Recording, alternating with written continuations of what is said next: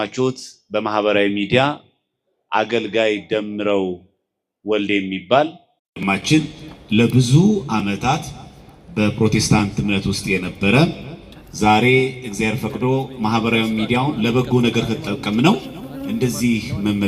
እንደዚህ መመለስም ስለሚቻል ወንድማችን እግዚአብሔር ፈቅዶ በመድኃኔዓለም ቀን መድኃኔዓለም ቸሩ ፈቅዶለት በዛሬ ቀን የቄደር ጥምቀት ጠምቆ ክርስቶስ ከመሰረታት አካሉ ከሆነች ጋር አንድ ስለሆነ እግዚአብሔር ሁላችሁም በእልልታ አመስግኑት።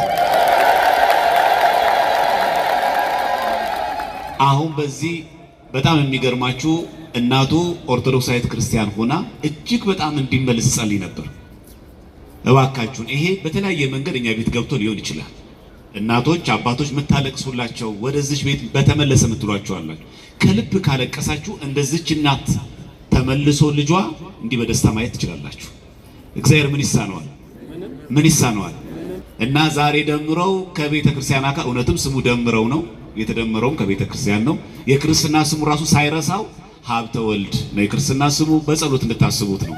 አንደኛው ይሄ ነው። እለት ስራችሁ በጥላቻ የታወረ ሰዎች ደምረውን ተመልከቱት። አሁንም ቤተ ክርስቲያን በሯ ክፍት ነው። ኑ ልጆቼ ትላለች። የሁላችንም እግዚአብሔር አምላክ መጨረሻ ያሳምራልን።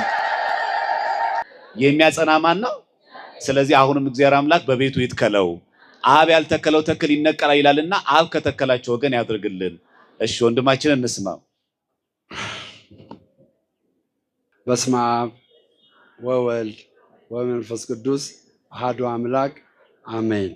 የድንግል ማርያም ጥበቃ፣ የመላእክት ጥበቃ፣ የእግዚአብሔር ቸርነት በእናንተ በቤታችሁ ይሁንላችሁ።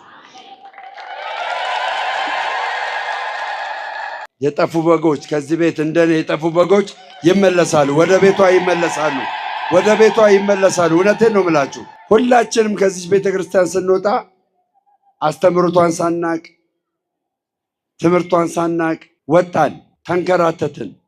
ከዛ መንከራተት ደግሞ እቅፍ ድግፍ አርጋ እጥብ አርጋ ለዚህ ወግ ማገር አደረሰች። ድንግል ማርያም ደግሞ ጸሎቷን ሰምታ እኔን ወደዚህ ምድር አመጣችን። ይኸው ምንም ሳያውቁ ኦርቶዶክስን ሳያውቋት የወጡ ልጆች ይመለሳሉ።